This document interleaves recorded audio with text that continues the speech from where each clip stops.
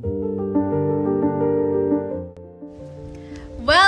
to Kisha Listens. Our guest for today is a mermaid and gay all the way from West Philippine Sea. Let's all welcome Maria Leonora Teresa and Edmark Batumbakal. Sis, oh my God! Grabe sa talaga labas. naranasan natin ngayon, ha? Grabe, nagpagas ako kanina ng airplane ko. Hindi nakapasok sa gas station, ang mahal. Yung Lamborghini ko nga, iniwan ko muna. Alam mo kasi ako pinark yung airplane? Saan? Sa bubong ng gasolinahan. Grabe kasi, parang hindi na talaga siya magagamit sa sobrang mahal ng gas. Ano bang nangyayari ngayon? Di ba? Diyan sa West Philippine Sea, marami daw langis. Totoo yan, alam mo. Sabihin mo nga, mermaid, kung gaano kadaming langis dyan. Ang daming langis dyan eh. Parang ano, 5? 1, 2, 3, 4, 5? Hindi! Paano ba yan nag-start? Di ba? Meron dyang conflict yung China tsaka Philippines. And ang alam ko, meron pa dyang Vietnam. May kasali pa dyan yung Vietnam. Ano ba? Saan ba nag-start yan, mga ka-mermaid? Yung main character talaga dyan, yung Pilipinas lang tsaka yung China. Itong Vietnam parang salimpusa lang yan sa war eh. Ito talaga yung dalawa talaga na ito yung naglalaban. Kasi itong claim ng China, yung sinasabi niyang 9-dash line na yan, over naman sa bakod. Parang yung pagguhit niya, kinurba niya yung Pilipinas eh. Parang isang dipa mo na lang dun sa kabila. Chinese ka na, Chinese citizen ka na. Parang mapapasara Duterte ka ng Fei Xiang, Gao Xing, diba? Yan ang talaga yung naglalaban dun eh. Pero on a serious note, nagsimula talaga yung West Philippine Sea dispute noong 2011. I mean, hindi naman siya nagsimula dahil 1970s to 1980s pa lang, marami nang nagkiklaim na countries sa mga isla sa Spratlys. Pero, nung 2011, doon na nagkaroon ng increased Chinese naval incursions dahil nga sa expansive claim nila na 9-dash line. So, dahil dito, para depensa ng Pilipinas ang claim nila, ay pinangalanan natin ito na West Philippine Sea. Dahil dati is, ang tawag talaga dito sa kabuuan ng sea na to ay South China Sea talaga. Para ma-exercise natin yung sovereignty natin doon sa area. At ito na rin yung nag-lead para iakyat natin yung kaso sa arbitral court noong 2013. So, ang pinaglalaban kasi ng Pilipinas ay from its baseline up to 200 nautical miles ay exclusive economic zone na yun ng Pilipinas. Hindi natin siya teritoryo, pero according to UNCLOS, tayo yung merong right para mag-explore at mag-exploit ng resources doon dahil meron tayong exclusive right doon sa part na yon. Samantala, sa side naman ng China is malayo na yung exclusive economic zone nila. So, parang, 'di ba? Parang nakakapang ano naman kasi pumirma ka. So, bakit hindi ka sumusunod? Oo. Oo, ba't hindi ka susunod? Di pumirma ka. Kaya nga. Pero, ano ba yan? Bakit ba gustong-gusto ng China yung, West Philippine Sea na yan, na talagang gumawa sila ng 9-dash lines, may 10-dash lines, may 11-dash line. Ano bang meron dyan maliban sa mga langis? Ano pa ba? Mamumukbang? Maraming isda?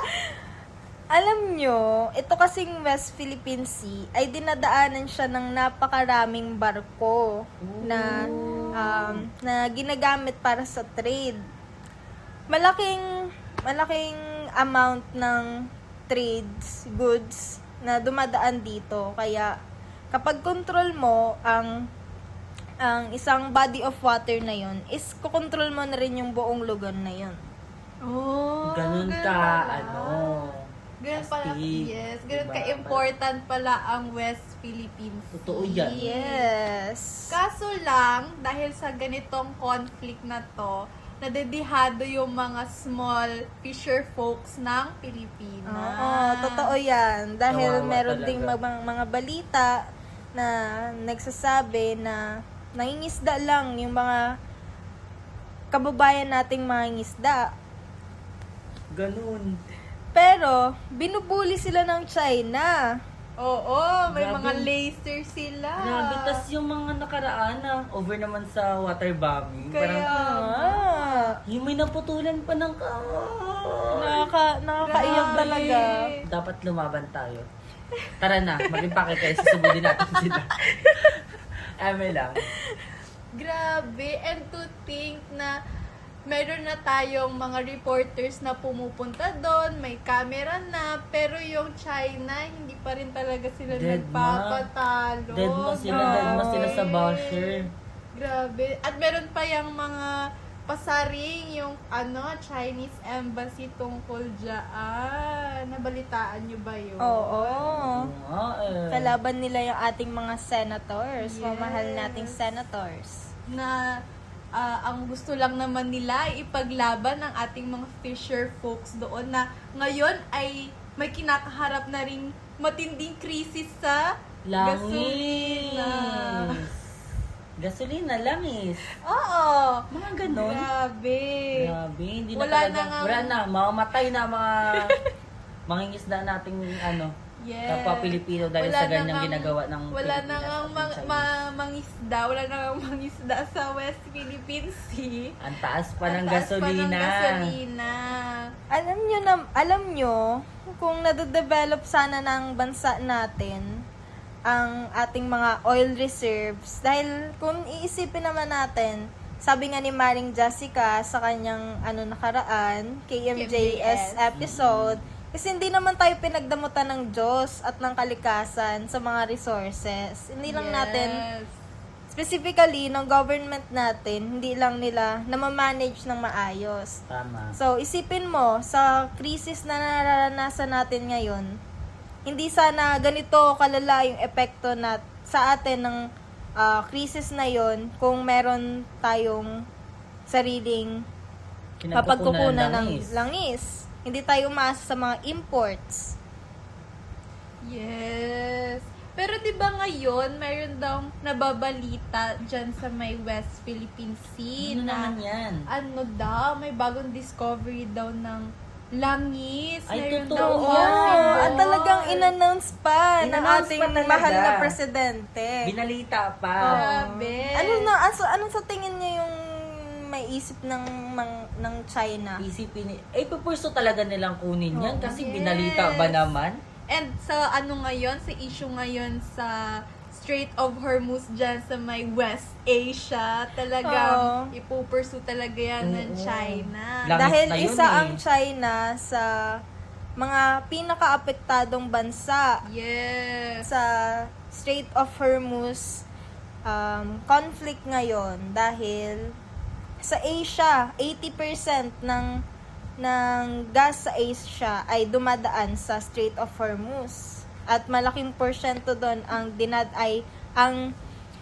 dumadaong sa China.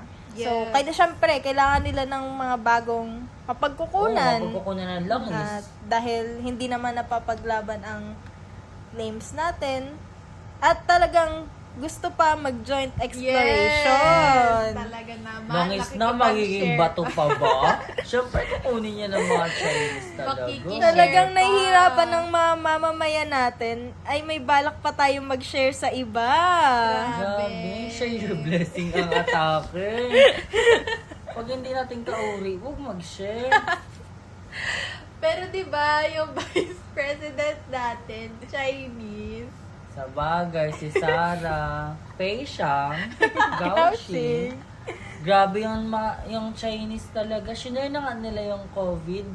Tapos ngayon gusto nila makishare sa langis natin. Grabe yun.